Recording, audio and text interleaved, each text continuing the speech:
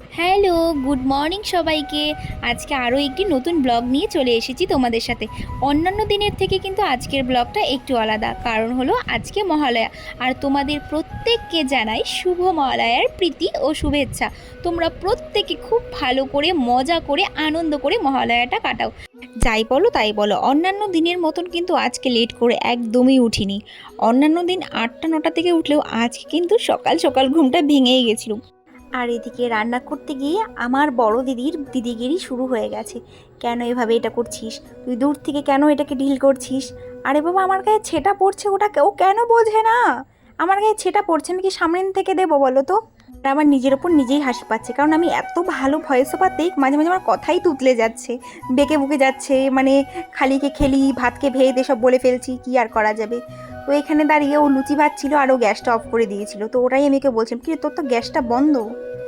মানে সত্যি, মানে ওর আর আমার মধ্যে রান্না করতে আসলেই ঝামেলা লাগবে, কারণ ওর আর আমার রান্নার স্টাইল একদমই আলাদা। ও একরকমভাবে রান্না করে আর আমি একরকমভাবে রান্না করি। আর দেখো, এদিকে গ্যাস বন্ধ করে দিয়ে লুচি ভাজছি, এতই রান্নায় পুরো। আমি বলি না, সেদিন লাইভের মধ্যে ঝগড়া হয়েছিল আমাদের, আর এত ভালো রান্না করে দেখো লুচি পুড়িয়ে ফেলেছে। আমি ওকে ওটাই বলছি, বলে না রে, এটা এভাবেই খায়, এভাবেই খায়, ওর মুখের সাথে তো কেউ পারবে না। না তো ঠিক আছে, বড় দিদি দিদিগিরি করে সব সময়, ঠিক আছে, মহালয়ার দিন কিছু বলাও যাবে না, করে খাওয়াচ্ছে এটাই বেশি, কি তাই তো? না, একদমই না। তুই কি আমাকে বলিস? তুই নিজে আগে দেখ তুই কিরকম। আমি যথেষ্ট ঝগড়ুটি, বাড়ির একদমই ঝগড়ুটি না। মেয়ে তুই। আমি যথেষ্ট ভালো আলুর তরকারি রান্না করেছি, হ্যাঁ, তুই দেখ আলু লুচিগুলো পুড়িয়ে ফেলেছিস, তুই কারণ নিজে দেখ। গ্যাসটা প্রচন্ড হাই ছিল, আমি এক হাতে লুচি বেলে করে ওটা পসিবল হচ্ছিল না আমার দ্বারা। তারপরে এই লুচিতেও আমাকে হাত লাগাতে হয়েছে, আমি বেলে দিয়েছি তারপরে করেছে কিন্তু ও। কি আর বলবো, আবার একটা লুচি ফুলিয়ে বলছে ইয়ে আমি লুচি হ্যাঁ, তো ফুলিয়েছি। বলবো, আমার প্রত্যেকটা লুচি ফুল ছিল। যখন ফুল ছিল তখন তুই ভিডিও করিস নি, আর যখন ফুল ছিল না তুই ওগুলোকেই আরো বেশি বেশি করে ক্লিপ নি, কারণ তোকে লোককে দেখাতে হবে না যে আমি কোনো কাজ পারি না, তুই বেশি কাজ পারিস আমার থেকে। এটা কোনোই কথা না, ও পারেই না, ও লুচিগুলো বেশিরভাগই ও পুড়িয়ে ফেলেছিল, তোমাদের লাস্টে আমি দেখাচ্ছি।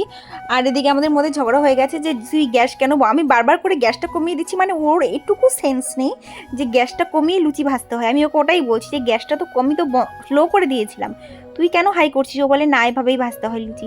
মানে ওর রান্না যে খাবে সে তো সত্যি খুব ভাগ্যবান। এই যে তোমরা নিজের চোখেই দেখে নাও, এই হচ্ছে ওর লুচির ফাইনাল লুক, সব কিছুই পোড়া পোড়া। আর এদিকে বানাচ্ছিলাম অল্প চা, আর এদিকে আমার সাদা আলুর তরকারি প্রায় রেডি হয়ে গেছিলো, দারুণ হয়েছিল খেতে।